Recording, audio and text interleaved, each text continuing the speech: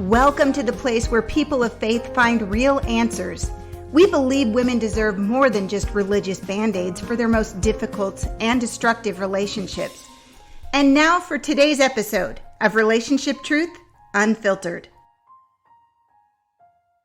Thank you for joining us today on this episode of Relationship Truth Unfiltered. I'm Julie Sedenko, and I'm here with Laura. She's a member of our Conquer membership program who's been married for 11 years and has two adorable boys, 4 and 7. Laura joined Conquer earlier this year. Laura and her husband are former missionaries. She joined Conquer earlier this year when alcohol began to play a big issue in their marriage, leading to financial, physical, emotional, and other abuse. Laura, thank you for being with us today and sharing your story. Thank you for having me. So go back with us, and you were missionaries for how many years on the field? I was a missionary kid, but as an adult, I was involved in missions for about 5 years. What led you guys to leaving the mission field? Just life. We left to get married and start a family, and we hoped to rejoin the mission field again after we got our family established. But things started to become destructive in your marriage. Tell me what happened. Well, we were kind of searching for couple friends in our area, and we became friends with several couples who were alcoholics that we were unaware of.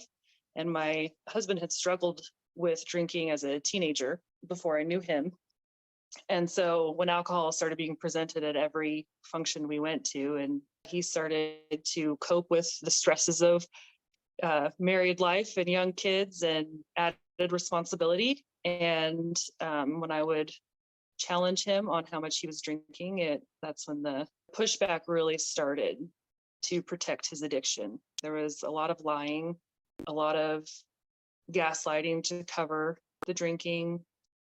It really began to escalate when I had looked at our financial statements after our first child was born, and I realized that he was spending hundreds of dollars every month, like $800 on food and drinks at different bars. And this was during working hours, even for lunches. So I called him out on that and just said, we can't keep doing that. And that's when the financial abuse started, cutting me off from being able to see the finances. And it continued to progress from there. There were several DUIs and car crashes and lies through all of that. And he could not face the reality of the impact that his drinking was having. And so there was a lot of blame shifting, and to the point where I was second guessing the things I was seeing and hearing. Give me an idea, Laura, of how that played out, because I think a lot of women deal with this blame shifting thing, but they don't necessarily know how to recognize it. So what did that look like in your marriage? So one instance would be, I found out about thousands of dollars of debt that I didn't know about. And when I confronted him about it, he said that the reason we were in debt was because of my car and because he was building me my house. Not that those were decisions that we made together. And so he was shifting all the financial blame onto me, even though I was cut off from access to the finances. And if I asked questions, I was shut down and made to feel like a child in our marriage instead of a partner. So that was one instance. If I called him out on his drinking, he would say things like, well, I drink to deal with you. There's so much drama in our marriage because you love drama. It's not because of anything I'm doing. Your emotions have done more damage to this marriage than anything I've ever done. There were a lot of he wasn't accepting any part that he had.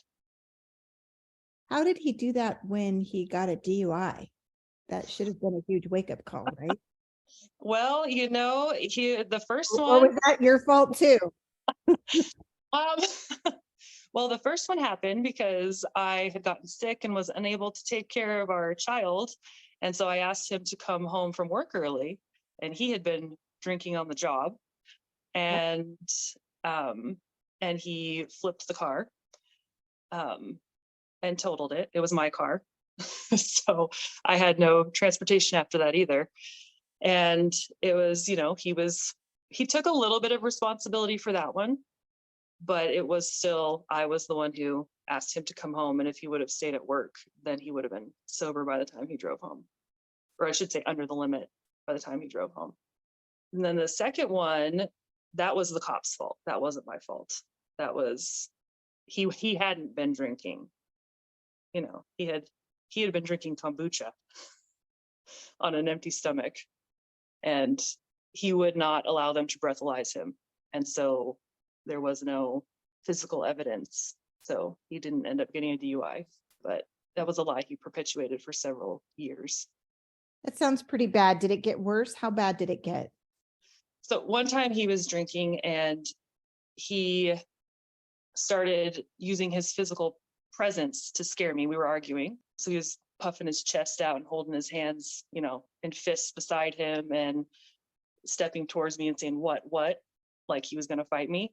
And so I started backing away with my hands out, and he, I said, he said, what, are you scared of me? And I said, yes, I'm scared of you.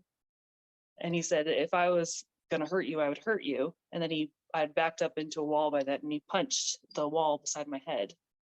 And then he told me to look at it in his drunken effort to prove to me that he wasn't going to hurt me, which of course was a manipulation to get me to stop trying to challenge his behavior. And I refused to look at it. And so he grabbed my face and was forcing me to look at it while I was screaming, hoping the neighbors would hear the police or call the police. My oldest son was there and witnessed the whole thing. Oh, So that was one of the worst times. Another one, I was in a very isolated situation where I had no cell phone service, no house phone. We were in the process of building a home out on some raw land, and no electricity in the house either at that point. He had started to get physical and punch items around us and break things. And so I told him that I was going to go stay at his parents' house for the night. And I started to load my kids up in the car. And I put my oldest son in. And at this time, my youngest was still nursing. And I went back in the house to get him. And my husband stole the keys and told me that he was taking the kids. I was holding my baby, and I had mace. And I was about to mace my husband to get him to stop, because I did not want him driving drunk with my children in the car. The wind was blowing towards me, and I didn't want it to blow onto my child. And so I chose not to mace him, and he took the baby from my arms and drove off with them and left me with no vehicle, no phone, nothing. He returned about 30 minutes later, and thankfully no one was injured. But that was definitely the lowest point for me. absolutely. That's terrifying. Yeah, it was very terrifying. I know some people are listening to this, maybe thinking, why didn't you just leave? In that situation, I was a stay-at-home mom. I had no income. I loved my husband, was committed to my husband. I knew him before the alcohol started. So to me, that wasn't him. And I had hopes that he would change, that he would wake up and realize what he was doing. Along the way, there were a lot of promises. There were several good months when he would stop drinking, as far as I knew. And it was quite, I just felt really stuck, and I just didn't know how to change anything. It just felt like I had no choices in the situation. Eventually you found Leslie in Concord. How did you come about finding her? I had a friend who had been in a destructive relationship who told me about Leslie. And so I checked out her free stuff on the internet, and I ate that up for about a year, until I was financially able to join a Conquer group. And I just would bathe myself in videos and podcasts that she was featured on, and through that a few other people I found along the way that spoke about the same issues. And it totally transformed my view of the situation and my responses. Do you remember any standout, whether it be videos or some of the Conquer journey that you went through in the group that really opened your eyes? What were some of those highlights for you? Definitely changing your dance steps, so that we definitely had a pattern of these arguments and my responses and then how he would respond. I mean, I could play them out in my head often before they happened because the steps were so familiar. So learning how to not move from, rescuer to victim, to persecutor myself, because I definitely became controlling in my attempts to salvage our family. So that was really eye-opening for me. Also, her videos on people pleasing. I had a lot of fear of man. I hated when anyone was upset with me. And so learning how to be okay with someone being upset with me instead of trying to fix it every time when, I couldn't fix it. I couldn't fix my marriage. I could do my work, but I couldn't do my husband's work for him. That's a really hard place to get to, isn't it? Oh, yeah. Yeah, it's a very, very difficult place. It just got to the point where I realized that I was not liking who I was becoming. I was a shadow of my former self, and I wasn't willing to stay there anymore. It was the realization that no matter what he did, I wasn't happy with who I was, and I wanted to change for myself. Yeah, that was that was a very, very tough place. It took me a long time to accept that he was being who he wanted to be at that point. I think that's so powerful because it can be very confusing when a woman is in a destructive marriage and so desperate to fix the marriage that she can become very controlling. She can become very angry. And suddenly the focus is on her because she's losing it. And then there's this confusion of, am I the destructive person? Is he the destructive person? It's very difficult. And I'm sure there are people listening to this right now that are feeling the same way. Yes, I became very controlling. I was constantly looking through his receipts, trying to see if he was drinking or not. I always needed to know where he was all the time, because he would not be open at all about his drinking. And I would be finding little hints that he was drinking, like a coffee cup that, didn't have coffee in it. It had alcohol in it at some point. So I'm going around smelling his coffee cups and just trying to discover the truth of what was happening amid all the lies. So I definitely became very controlling. I was very angry. I was yelling all the time at my kids, at my husband. I had so much frustration that there was a problem that to me had such a straightforward answer of stop drinking, but I had no control over that. And so I didn't know how to conduct myself when I felt so trapped. And I definitely contributed to the escalation of everything. Tell me how you finally came to let go and what happened when you did. Letting go was really just an inner choice. I just was able to shift my mindset enough that I could almost look at the situation from outside of myself, to choose to trust God, that he is the one who leads people to repentance. He is the one who is my provider and my protector. I don't necessarily need my husband. My marriage was supposed to be a wonderful gift, but it's not a need. And I just came to the point where I realized that I would be okay whether he continued drinking forever or not. And I just wasn't going to continue with the lying and the treatment that I'd been receiving. but I couldn't change him. So I was going to start with myself. I was going to start becoming the woman that God made me to be. I know in the Conquer program, safety is number one. And you were not necessarily living in a safe situation with a man who was drinking. Obviously, he got volatile with you. At one point, he put your kids in the car. How did you begin to set boundaries to stay safe during this time? I wouldn't say that I was the best at that. Boundaries are still something I am working on. In my poor attempts of setting boundaries with him initially, it was me saying, you can't drive with the kids when you're drunk, and him agreeing. If he hadn't agreed, then we would be in a poor situation. I did bring his father into the situation and told him what happened, and he talked to him and said that that was completely unacceptable and held him accountable for that. So that wasn't an issue again. I started letting go of control of whether he was drinking or not. I started letting him, we tried so many times to like set different limits, different people for him to be accountable to. He finally said, just let me set my own limits. And I said, okay, I'm going to take my hands off. I'm going to let you set your own limits and we'll see what happens.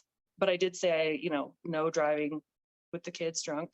Those really aren't boundaries though, because you're giving No, him a rule and you can't control that because a boundary exactly. is for you. So what would a true boundary would have been? If you try to drive drunk with the kids, then I will Call the police. call the police or Yeah. whatever. I would have called the police the first time that happened, except I had no Right. access to a phone. You did have boundaries in your head of, Yeah. if this happens, this is what I'm going to do. This is what I can control. Correct? Yes, I did. At one point, I did tell him that if the lying continued and the drinking continued, that I would be leaving. I didn't stipulate exactly what that would look like, but we did reach the point where I told him that. What were some other changes that happened inside of you during this time, during your time of learning in Conquer? That's a good question. Or I guess, what were some of the other highlights or aha moments that you can remember? There's so many. I think just educating myself on the dynamics of an abusive marriage, as well as the dynamics of addiction, really gave me a lot of confidence. I also started going to counseling, and my counselor told me that I wasn't crazy. Yeah. And that was huge, as I know it is for a lot of the women in Conquer, because you do doubt your own sanity when you're being lied to and gaslit and told that it's all your issue. Yeah, just educating myself on the dynamics and the cycle that happens so that I could see it. When you're in the middle of all the chaos, it just feels very chaotic. But when you can see the patterns that are happening, then it's like you can do something about it. That's huge, because you're so up close to it that you can't, see the forest through the trees, for lack of a better way of saying it. And I think that's one of the big things that Conquer does, is help you to back up and be able to recognize those patterns and see what is happening in your marriage. Yeah. The marriage doesn't really have an option to change when you begin changing. That doesn't necessarily mean that he's going to get better or that the marriage is going to suddenly be wonderful. But how did your marriage begin to change as you did? I started showing up to our conflicts in a different way. I had a different mindset. It wasn't about me getting my way. It wasn't about me getting validation from him for my pain. It was me coming in and being able to say, this hurt me, or this was incorrect behavior, and letting go of his response. And I did learn some boundaries as far as if he was trying to gaslight me in the situation. I had some responses I would use, such as, I don't accept that, or, well, this is my experience. Thank you for sharing your point of view, but I disagree. just having even those little responses to stand up for myself in the situation made me not become so angry. I didn't need him to even hear me because I was standing up for myself. I was stating what was true and then letting him deal with it. Whether he wanted to look at it or not, that was his choice. But I said what I needed to say. I did whatever consequence needed to happen. And I was determined I was going to live in the truth and no longer live in the lies and the gaslighting and the hiding. And when I started showing up differently, he also started showing up differently. He didn't get as defensive. And so I think he was able to start hearing me a little bit more. I think it was really impactful. One discussion that we had, I had caught him in a lie again. And I just said, hey, I'm going to let you be the man that you want to be. But just so you know, I'm growing and I'm changing. And I'm just going to let you be the man you want to be. But please do not lie to me. Left it at that. And I think because I didn't turn it into a huge blow up argument, he was almost forced to look at himself instead of just putting all his focus on his horrible wife and her responses.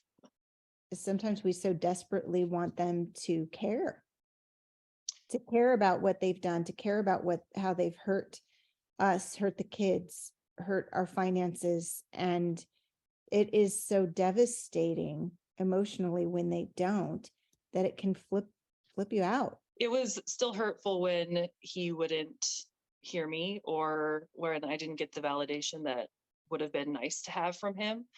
But I had reached the point where I had kind of grown a little bit of a backbone and knew that I didn't need his acceptance. I needed God's acceptance, and I had that.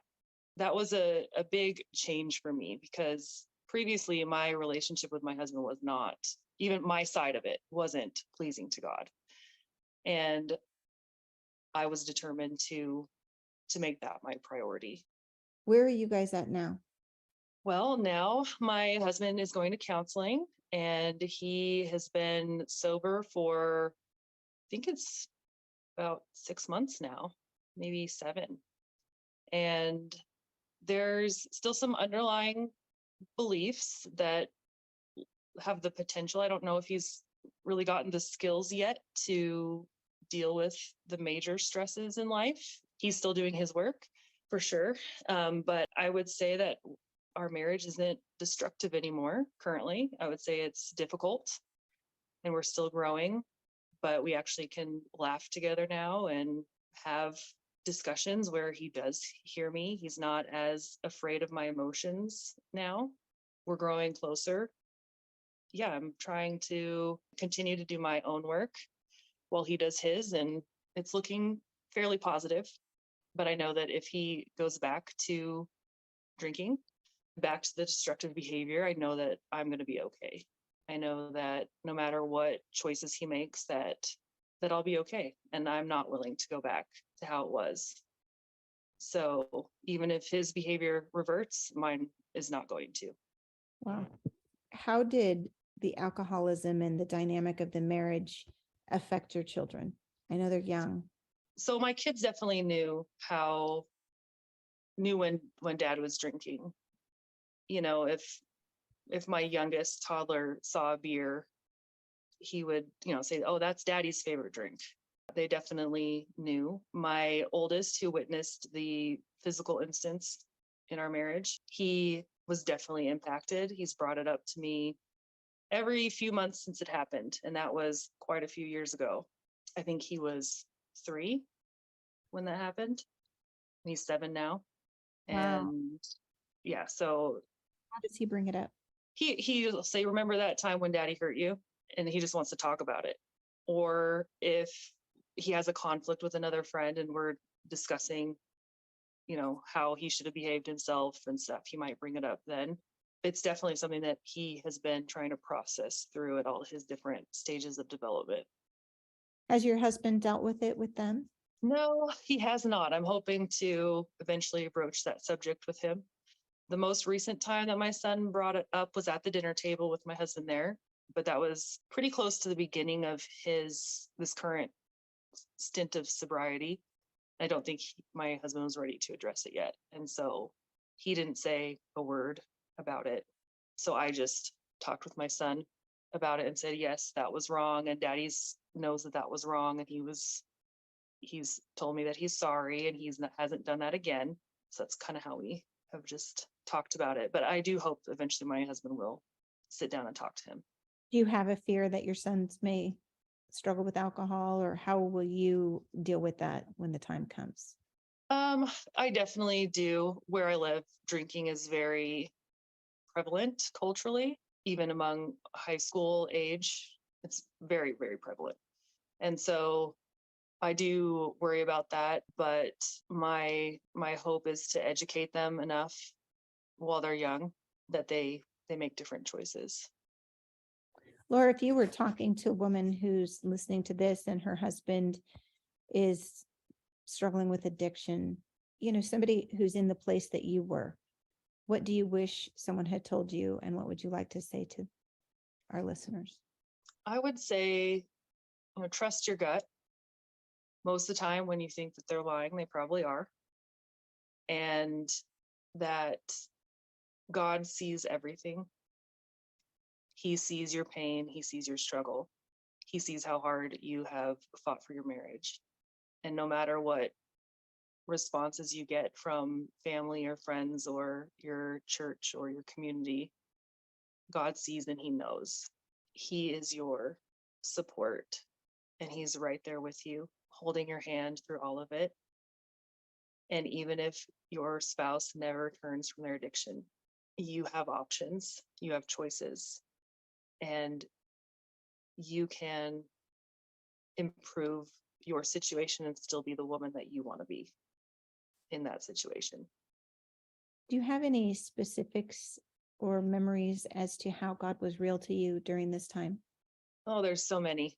When my husband had his first car crash, the morning that he left, as I was saying goodbye to him, God just dropped this thought in my head: he's going to get in a car wreck today. Wow. And I ran back out to the car and just gave him a hug and said, I love you. And then a few hours later, he was in a car wreck. Honestly, I think that situation was one of God's attempts to reassure me that he was with me, to let me know that even that car wreck and my husband getting in trouble for the alcohol was God's hand of grace and mercy, and an opportunity for my husband to turn from his sin and to take it seriously. Unfortunately, my husband did not choose to do that, but I was able to get through that situation and the financial cost of all of it with a knowing that God already knew what was happening. So that was a very real moment for me. Another time, there was a Christmas Eve party, a work party for my husband. On the way to that, I was just praying and thanking God for Conquer and everything I had been learning, and just talking to God about the new year and the goals that he wanted me to have for the new year, and just really spending a wonderful time driving to this party and worship and feeling God's love and his presence with me. And then my husband got trashed at that party, to the point where I said, okay, well, I'm leaving. I let him know, I said, you're drunk. You're acting like a fool. You can either ride home with me right now, or you can spend the night here. You are not driving home. Those are your options. You can choose, but I'm going home. And so he chose to stay. I went home. God met me in that place. It was quite a bit of anxiety. Is he going to drive home? Is he going to choose to do that? Is this ever going to stop? Just really a dark place. And God just reminded me of like what a sweet time we had just had in the car together, of God and I. And that even if my husband wasn't there, that would continue. No matter what choices he made, that God would still meet me and be with me, and that my life could be okay without him because of God's goodness and mercy. Wow. Is there anything else that you want to add? I guess I would just say don't stay isolated. if you find yourself in a situation where your family and friends don't know what's happening, or you feel confused about what's happening, reach out to somebody, even if it's scary. Having a community of people who will support you, even if it's just to tell you that you're not crazy, that something that seemed off to you seems off to them as well. You need a voice other than your husband's if you're in a destructive marriage, informing you about the situations that you're in. Thank you so much. I appreciate you being so vulnerable and candid with us today about your experience. And I really know that there are women listening today that would want to thank you as well, because you've given them some concrete hope and help in dealing with their destructive marriage and addiction. Thank you, Julie. The work that you guys do is invaluable. So thank you. God bless you. A quick update to Laura's story. She was honestly terrified to be interviewed for this podcast, but said she wanted to put her brave on and face her insecurities. So she took a step of faith, and as a result has decided to return to school to become a counselor. Her area is in major need of female counselors who understand the dynamics of abuse. Taking the step of faith to be interviewed for this podcast boosted her confidence to pursue the path God has for her. I pray you will join all of us here at Leslie Vernick & Co. to pray for Laura, her marriage, career, and the incredible future God has in store for her family. That's all for today's podcast. Thank you so much for listening. Please go to leslievernick.com for more resources. If this show was helpful to you, please subscribe and share, and we'd love your honest rating and review. Until next time, may God bless your mind, your heart, and your home.